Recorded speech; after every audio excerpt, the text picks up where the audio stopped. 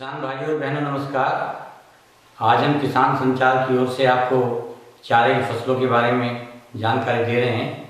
तो जैसा कि आप जानते हैं कि पशुओं के चारे में हरे चारे का बहुत ज़्यादा महत्व है और हरे चारे के लिए जो रबी सीजन में है वो बरसीन की फसल अपना एक महत्वपूर्ण स्थान रखती है। तो पशु आहार की दृष्टि से बरसीन बहुत ही गुणकारी चारा माना जाता है। नवंबर से मई तक इसकी कई कटाइयाँ ली जाती हैं।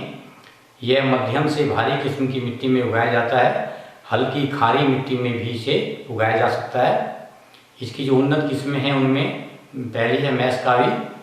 ये किस्म जल्दी फुटाव देने वाली है तथा 5-6 अच्छी कटाइयाँ दे देती है। इसकी पत्तियाँ मध्यम आकार की तथा किनारों पर कटाव नहीं होते। इसके हरे चारे की औसत पैदावार 650 क्विंटल प्रति हेक्टेयर मिलती है। इसका बीज मध्यम आकार का तथा पीलापन लिए हुए चमकीला होता है। इसके बीज की औसत पैदावार 4-5 क्विंटल प्रति हेक्टेयर मिल जाती है। दूसरी किस्म है हिसार बरसीन नंबर 1। यह बरसीन की नई उन्नत किस्म है जिसकी हरियाणा प्रदेश में काश्त के लिए सिफारिश की गई है। यह मैसकावी के मुकाबले अधिक पत्तेदार, जल्दी बढ़वार और अच्छी गुणवत्ता वाली तथा 8-10 दिन अधिक हरी रहने वाली किस्म है। यह किस्म 700 क्विंटल हरा चारा, 90 से 100 क्विंटल शुष्क चारा तथा 4.5 से 5.5 क्विंटल प्रति हेक्टेयर बीज का उत्पादन देती है। इस किस्म का विशेष गुण इसकी तना गलन और जड़ गलन रोगों की प्रतिरोधी क्षमता है। एक किस्म है हिसार बरसीन 2। यह बरसीन की एक नई किस्म है। इसकी पैदावार 780 से 800 क्विंटल हरा चारा प्रति हेक्टेयर है। यह दूसरी किस्मों के मुकाबले 1 से 2 कटाइयाँ ज़्यादा देती है। तना गलन और जड़ गलन रोगों के प्रति ये प्रतिरोधी है। इसके अलावा जो हमारे देश में जहाँ लगभग सभी बरसीन वाले क्षेत्रों में किस्में उगाई जा सकती हैं उनमें है वरदान, JB3, BL 180, UPB 110, RL 88, UPC 5287, Shweta UPC 5286 और कोहिनूर।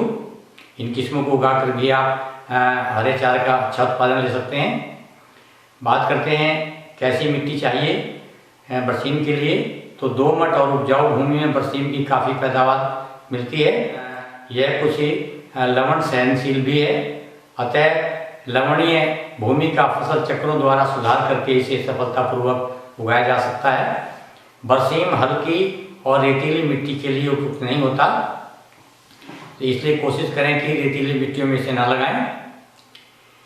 खेत की तैयारी की बात आती है तो अच्छी तरह से तैयार किया हुआ खरपतवारों से रहित समतल खेत इसकी फसल के लिए अच्छा माना जाता है। अब बात करते हैं बिजाई के समय की। तो सितंबर के आखिरी सप्ताह से अक्टूबर अंत तक का समय जो है इसकी बुआई के लिए सर्वोत्तम माना गया है। इस अवधि के बीच में बोई गई फसल की अधिकतम पैदावार मिलती है। हाँ, इसमें बोने से पहले एक काम और करना चाहिए, बीज को टीका लगाना पड़ता है। तो बरसीन की खेती ऐसी मिट्टी में ठीक नहीं हो सकती जहाँ यह पहली बार बोई जाती है, क्योंकि इसके विकास के लिए एक विशेष प्रकार के जीवाणु की जरूरत होती है जो कि उस मिट्टी में नहीं पाया जाता। इन जीवाणुओं का टीका कृषि विश्वविद्यालयों और कृषि विभाग द्वारा दिया जाता है, वहाँ से किसान भाई खरीद सकते हैं। टीका लगाने के लिए 10% गुड़ का आधा लीटर घोल तैयार करें। इसमें बरसीन का एक टीका मिला दें।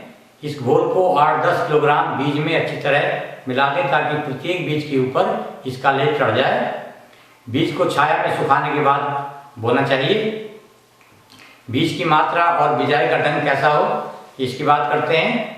तो प्रति एकड़ 8-10 किलोग्राम बीज अच्छे अंकुरण की क्षमता के आधार पर पानी वाले खेत में छिट्टे द्वारा छिड़कें।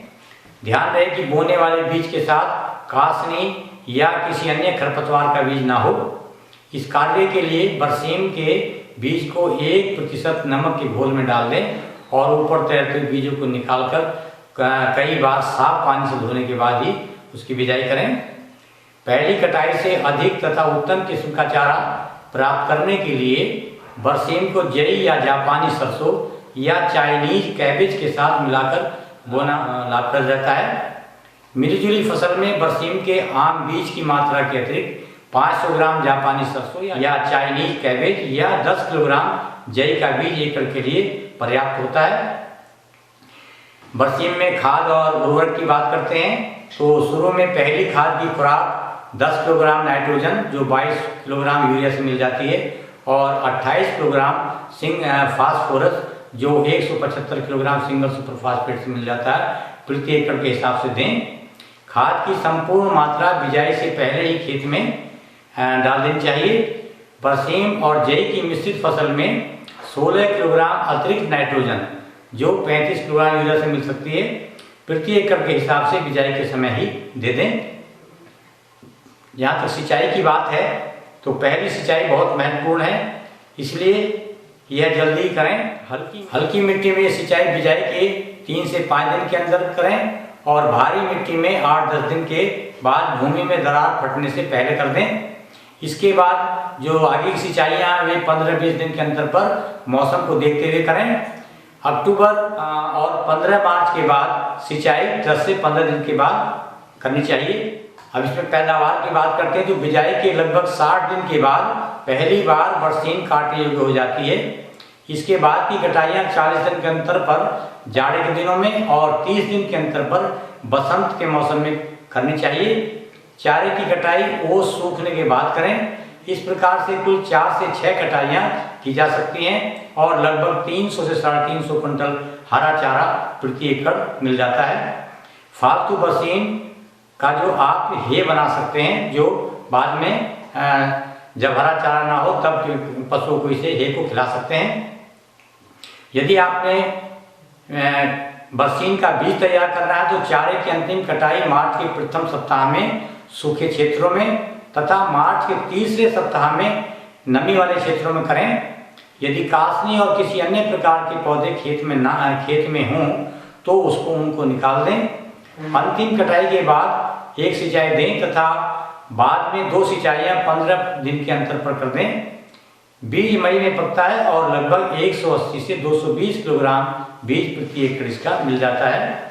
तो किसान भाइयों और बहनों, ये थी बरसीम की खेती के बारे में महत्वपूर्ण जानकारियाँ जिनका आप उम्मीद है लाभ उठाएंगे।